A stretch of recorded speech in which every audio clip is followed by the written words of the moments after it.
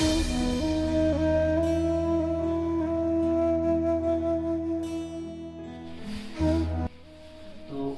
ये वेद व्यास जी की प्राचीन मूर्ति है, पुरानी मूर्ति। ये बड़ी वाली है 96 की नई मूर्ति। ये भगवान विष्णु, ये व्यास जी के पुत्र सुखदेव जी और लास्ट वल्लभाचार्य जी। तो वेद व्यास जी ने इसी पावन गुफा में बैठ करके हमारे जितने भी ग्रंथ, वेद, पुराण, शास्त्र हैं, सबकी रचना यहीं पे की। लेकिन महाभारत लिखने के लिए गणेश जी की स्तुति इसलिए करनी पड़ी वेद व्यास जी को, द्वापर का अंतिम समय आ गया और कलयुग आने वाला। तो गणेश जी ने शर्त रखी कि लिखते वक्त मेरी लेखनी क्षण भर भी रुकनी नहीं चाहिए, रुक गई तो आगे नहीं चलेगी, क्योंकि गणेश जी दोनों हाथों से लिखा करते थे। तो यहाँ से वेद व्यास जी महाभारत बोलते गए और नीचे गणेश गुफा में गणेश जी लिखते गए। महाभारत के बाद भी वेद व्यास जी को आत्मसंतुष्टि नहीं हुई और इस स्थान को छोड़ करके चल पड़ते हैं सरस्वती नदी के किनारे और वहां पे जा करके बैठ जाते हैं। तब तक नारद मुनि आते हैं। नारद जी कहते हैं कि भगवान आप इतने उदास क्यों बैठे? तो नारद वेद व्यास जी कहते हैं कि मैंने इतने ग्रंथों का लेखन कर दिया, वेद पुराणों की रचना कर दी, तब भी ये चित्त शांत नहीं होता। नारद जी कहते हैं कि जब तक तुम भागवत रूपी रस का पान अपने भक्त जनों में नहीं बांटोगे तब तक तुम्हें संतुष्टि नहीं मिलेगी। तो अंत में इसी स्थान में आकर के नारायण नमस्कृतं चैव नरोत्तमं देवी सरस्वती व्यासम ततो जय मुदीर हे नर नारायण भगवान को प्रणाम किया, माँ सरस्वती की वंदना की और यहाँ पे आकर के श्रीमद् भागवत महापुराण की रचना की थी। व्यास जी के पुत्र सुखदेव जी जो 12 साल तक माँ के गर्भ में रहे, कहा जब तक मुझे श्री कृष्ण के दर्शन नहीं होंगे मैं जन्म नहीं लूंगा। कैसे है वो आनंद कंद वृंदावन बिहारी जो माँ के गर्भ में भी दर्शन दे देते हैं। और माँ के बिहारी लाल की जय। और ये लास्ट में जो वल्लभाचार्य जी विराजमान है ये वैष्णव संप्रदाय के हैं, ये है माधवाचार्य जी के शिष्य वल्लभाचार्य। तो ये छत्तीसगढ़ चंपारण से 500 वर्ष पहले 11 साल की बाल्यावस्था में यहाँ पे आए थे। तो 500 वर्ष पहले कोई एम्बेसडर नहीं थी, कोई समूह टाटा नहीं थी, कोई पुल नहीं थे, कोई एरो का चिन्ह नहीं था। तो कैसे आए होंगे? कहाँ रह गया छत्तीसगढ़, कहाँ रह गया माणा, वो भी 11 साल की अवस्था में। आज जब हर वक्त के पास अपना साधन है, फिर भी जब भक्त गाड़ी छोड़ करके पैदल मार्गों पे चलते हैं तो उनकी हालत कैसी होती उन्हीं को पता होगा। तो ये एक ही सूत्र को लेकर आए कि वेद व्यास जी का पुण्य धाम कहाँ पे होगा? जहाँ पे ब्रह्म नद्याम सरस्वत्याम आश्रम पश्चिमी तटे सम्या प्रास्ति प्रोक्त ऋषिणाम शत्रुवर्धनम तस्मिन् स्व आश्रमे व्यासो बद्री संड मंडिते। ब्रह्म कहते हैं ज्ञान को, ज्ञान को देने वाली, जहाँ पे माँ सरस्वती बह रही हो। और कहाँ पे? आश्रम के पश्चिमी भाग में सम्य प्रास नामक क्षेत्र जहाँ पे हो, बद्री संड मंडिते, बेर की झाड़ियाँ जहाँ पे हो, सोच लीजिए उसी स्थान पे वेद व्यास जी का पुण्य धाम होगा। तो इस धाम पे ये बेर की झाड़ियाँ क्यों हुई? जहाँ पे सरस्वती और अलकनंदा नदी का संगम हो रहा है, उस संगम को कहते हैं केशव प्रयाग। तो नारायण जी उसी स्थान पे तपस्या कर रहे थे। तपस्या करते करते बर्फ, आंधी, तूफान होने लगा। क्षीर सागर से माँ लक्ष्मी देखती है, उनको बड़ा दुख महसूस होता। तो माँ लक्ष्मी कहती है कि मैं अपने पति की सेवा किस रूप में करूँ। तो माँ लक्ष्मी ने वहां पे जा करके एक विशाल बेरी का वृक्ष बन करके और नारायण जी के ऊपर से छाई।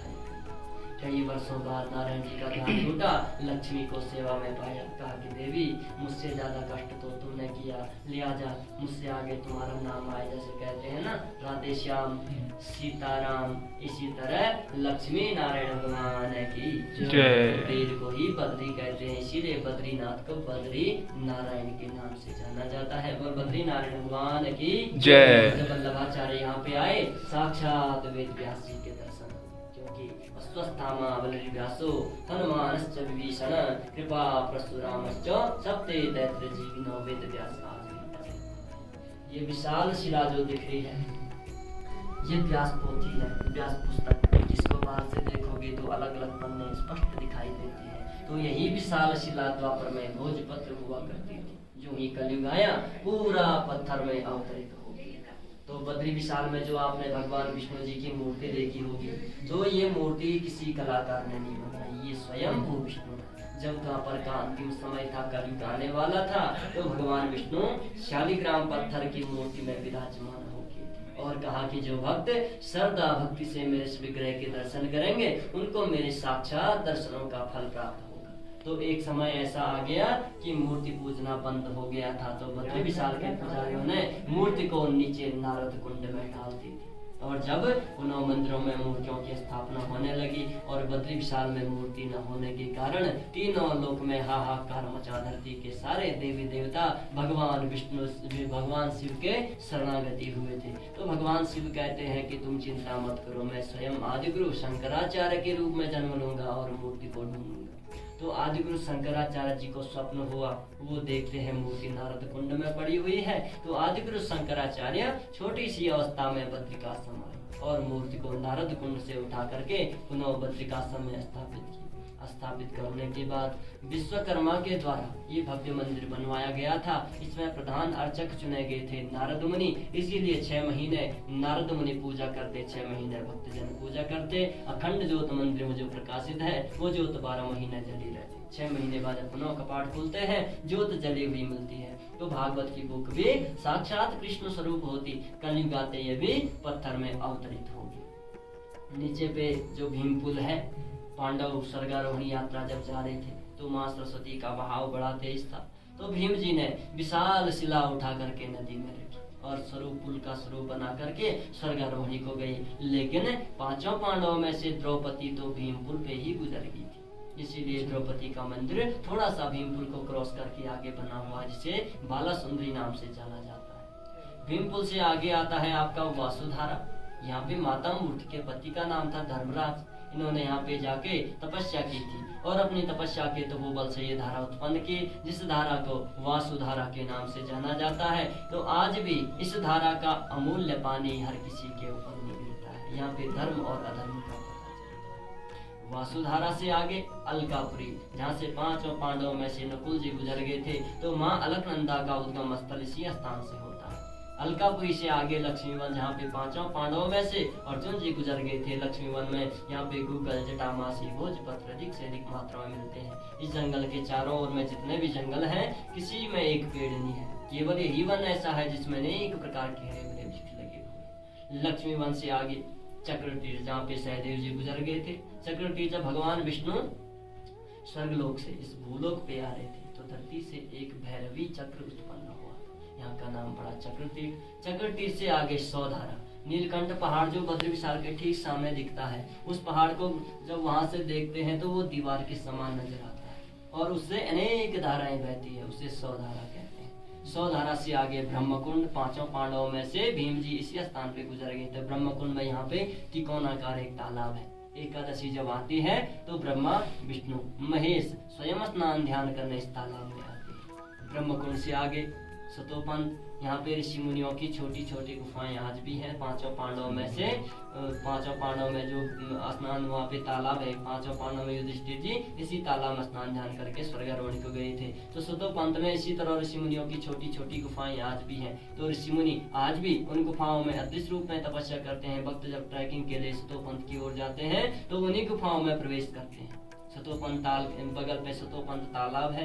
इस तालाब में कोई कचरा या तिनका गिर गया, पक्षी स्वयं उठा करके फेंक देती है। सतोपंथ ताल से आगे चंद्रकुंड, यहाँ पे चंद्रमा के समान एक तालाब है, पानी कांच के समान हरे रंग का। जैसी पूर्णिमा को आप देखते होंगे चंद्रमा पूरी नजर आती है, तो ये पानी भी पूरे तालाब में फैला हुआ नजर आता है। अमावस जब आती है चंद्रमा नजर नहीं आती, ये पानी पूरा सूख जाता है।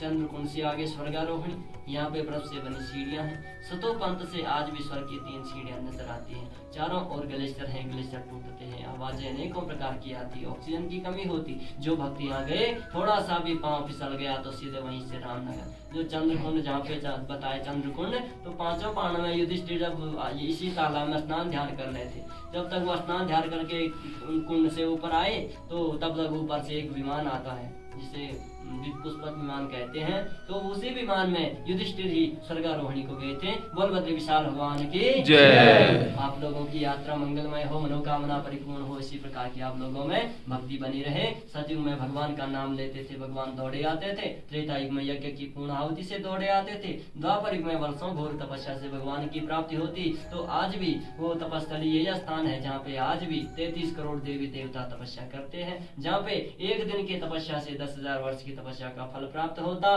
बोल बद्री विशाल भगवान की जय।